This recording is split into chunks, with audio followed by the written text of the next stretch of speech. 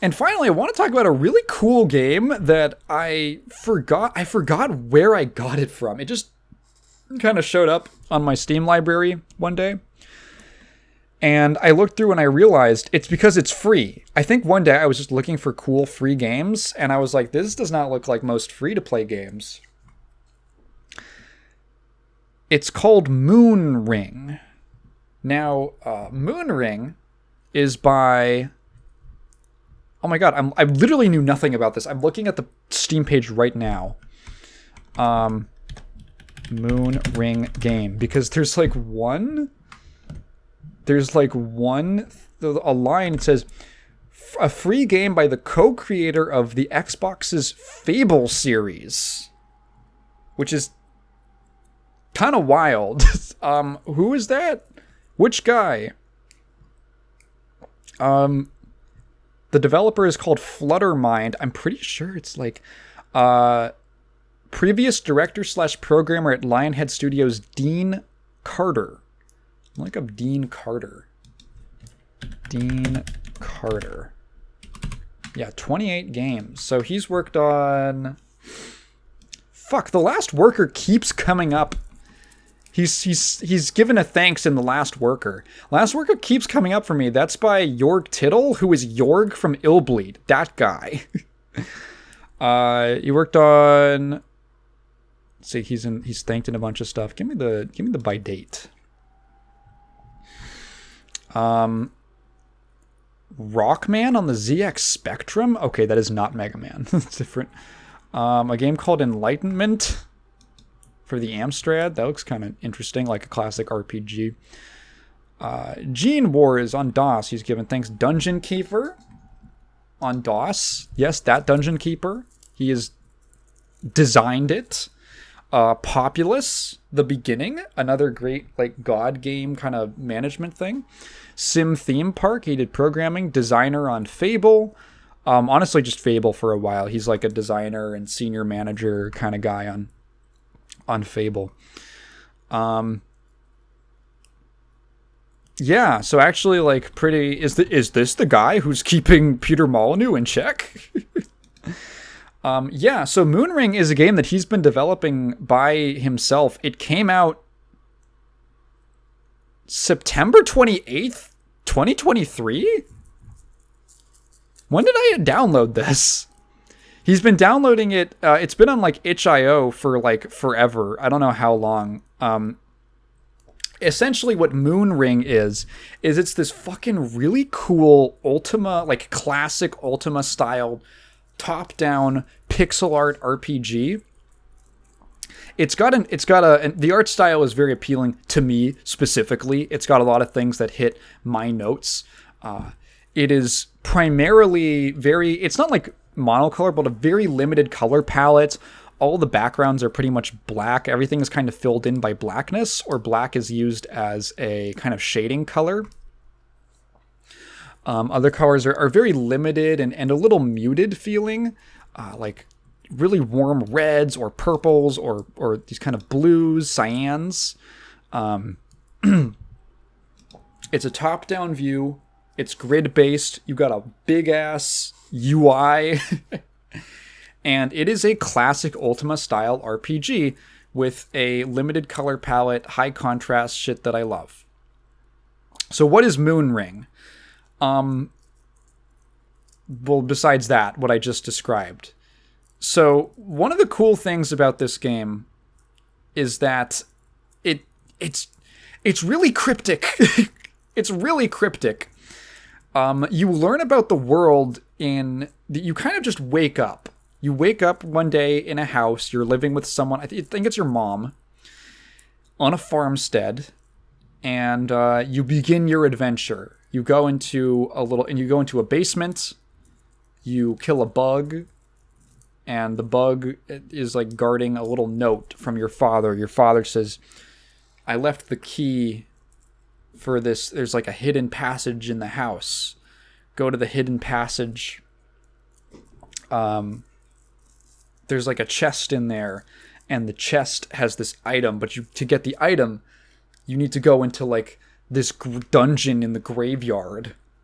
here's the key to the dungeon. And you go into the dungeon, and then you do some dungeon crawling, baby. You learn about the world very steadily and through a lot of cryptic hints. Okay, do you guys remember the game that I talked about in my last DOS horror video called The Romantic Blue, the one that hurt my eyes that I couldn't see? And I bitched for like 2 minutes about it, and someone got annoyed at me for it. So The Romantic Blue had this really cool dialogue system where essentially you would ask...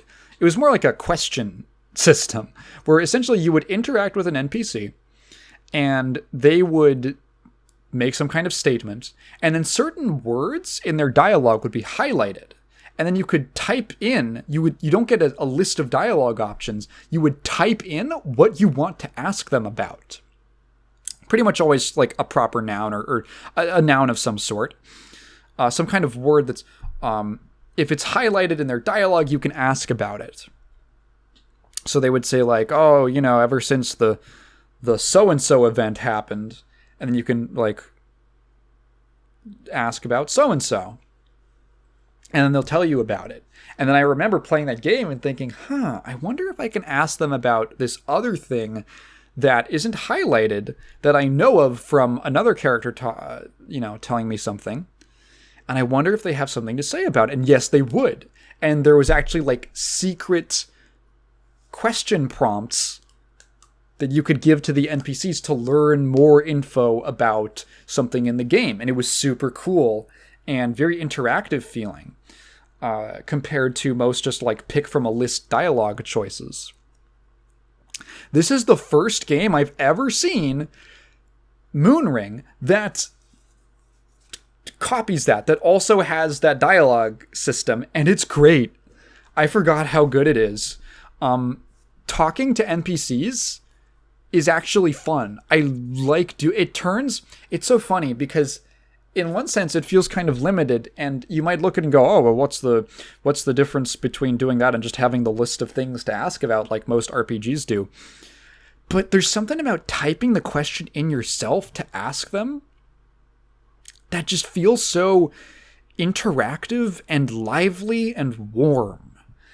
There's like a warmth about the mechanic or the system that I kind of find hard to describe in other words, and it makes it feel fun. And so there's a couple upgrades and quality of life improvements to that original system as you'd seen in The Romantic Blue. I don't even know if that was the direct inspiration. It could have been. I wouldn't be surprised. Fisher's games, Robert Fisher, I'm pretty sure was his name.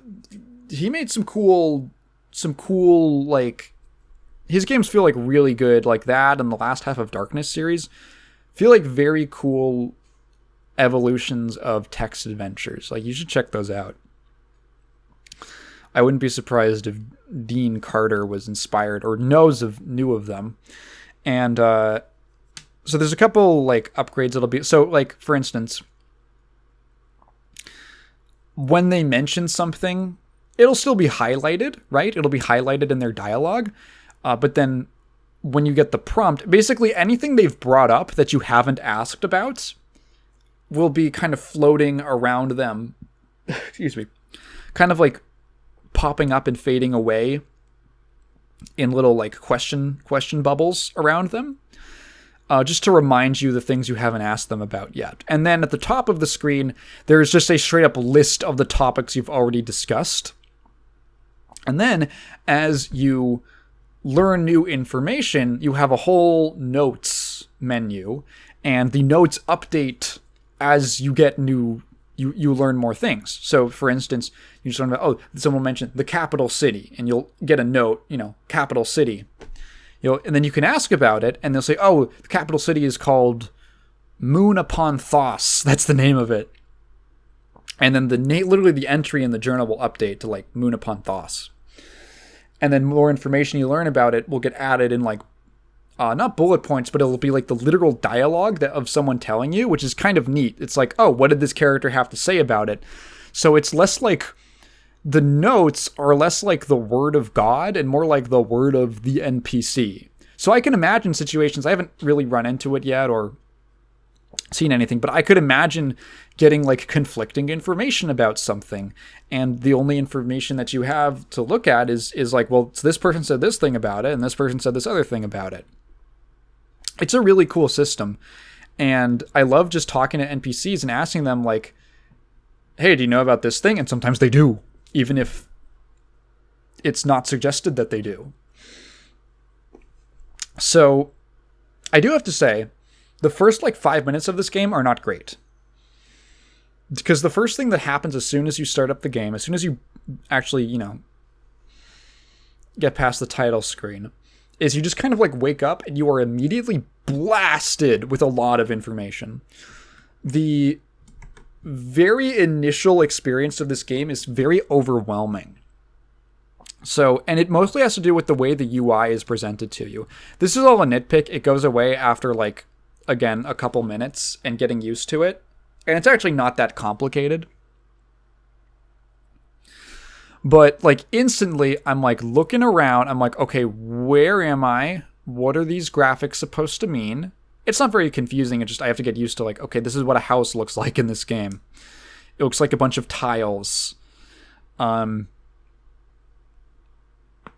am I? I have like a character. There's like a dotted square around my character in like a big radius, and the dotted like line is moving and scrolling. What does that mean? There's this gigantic menu that takes up a third of the screen that has like, let me just look at it right now in a screenshot. You have what I assume is a health bar, some kind of like shield bar, a lightning bolt bar, like an energy or a magic thing, who knows? A food bar, something that looks like a lamp. It is a lamp. Some kind of like that's stamina or sneaking. It's like a pair of legs. There's like arrows. There's like a row that's just like your gold. It's G, which I assume is gold. There's like 5 different symbols of these different like glyphs, and they each have like another symbol in the corner of each like space for them, with like a 0 next to it. What does that mean? There's a thing that just says no status changes. There's a big like dialogue feedback box with like text that tells you what's going on. There's a whole row underneath that of like different functions and hotkeys and stuff. There's a bunch of, I still don't know what those are. Just like 8, no, like a set of like 5x2 inventory slots or something. I don't know what that is. And just immediately and it says like day 1 of the something moon with like a clock next to it, and then your name and your level. And it's like, what the fuck is going on? Like, it is a super busy UI at first glance, which is kind of a shame because the actual gameplay itself is very simple. I mean, if you've played a classic Ultima game, you kind of just do everything by like bumping into it. It's literally, the mechanic is literally called bumping. It says like, hey, go up to a door and bump it to open it. Like, that's how that works. There's a couple things that you interact with by like pressing enter and stuff. Usually more important things that the game kind of wants you to manually confirm, like talking to someone or going down into a dungeon or leaving a town. But for the most part, you interact with stuff by just walking into it. Oh, there's a book on that shelf. You want to go read it? Walk into the bookshelf. Everything takes place like one turn at a time. The game does not run in real time. You move a spot, you move a space, or you can like wait by hitting the space bar. And then things will progress as they will, right? Characters will move around relative to how fast they are. It's a tile-based game, so everything's moving on a grid. The basic gameplay is really simple. You're not doing that many things. You bump into stuff. You maybe wait sometimes. You sometimes hit enter to talk to an NPC. You hit R to go into ranged combat.